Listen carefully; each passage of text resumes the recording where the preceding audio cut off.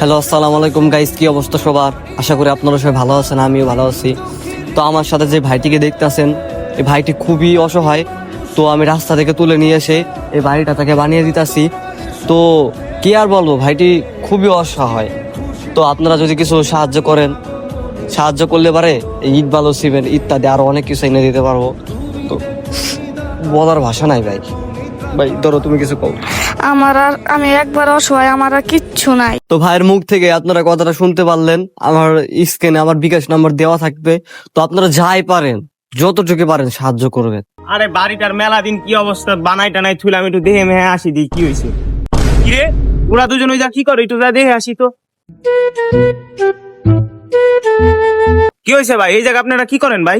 এই ভাই আর কি, বাড়িটা দেখছিলাম।